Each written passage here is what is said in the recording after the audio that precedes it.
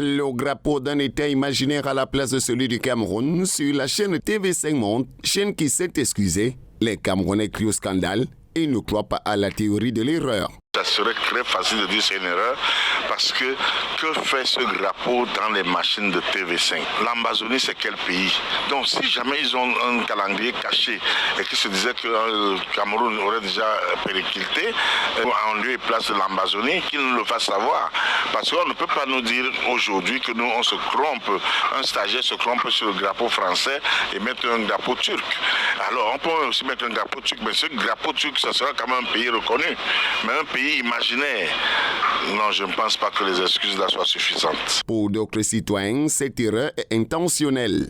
Il s'agit d'une erreur intentionnelle. À peine on grade le vernis en allant chercher dans la longue relation passée de la chaîne TV5 Monde avec les milieux de la France-Afrique, on commence à se rendre compte du caractère prémédité de ce qui en réalité est une provocation. Je vous invite à lire l'excellent livre de Jules Ndomché intitulé « Les médias comme outils de politique étrangère en Afrique ». Vous comprendrez alors qu'il n'y a rien d'anodin dans cette scabreuse affaire.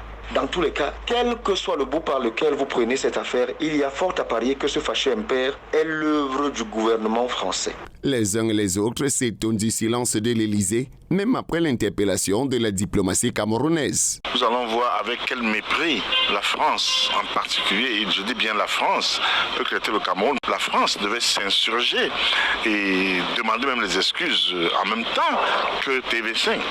Mais jusqu'aujourd'hui, la France est restée dans un mépris assourdissant. Moi, je pense que la loi de Moïse est la meilleure. Ça veut dire dent pour dent, pour œil. Il faut qu'ils sachent quand même qu'on ne s'amuse pas comme ça. La France devait s'impliquer obligatoirement et remettre le Cameroun dans son orgueil. Je n'arrive pas à comprendre la mollesse de la réaction des autorités camerounaises. Vous me trouverez peut-être excessif, mais il s'agit là d'un incident diplomatique qui, ma foi, devrait aboutir à une rupture temporaire des relations diplomatiques avec la France. Imaginez que ce type de provocation soit faite à l'égard de l'État d'Israël. Tous les Israéliens, qu'ils soient du Likoud ou pas, se lèveraient comme un seul homme pour exiger que TV5 Monde nous dise ce que fait le drapeau d'un État fantasmatique ayant germé dans l'esprit de quelques illuminés dans ces tiroirs.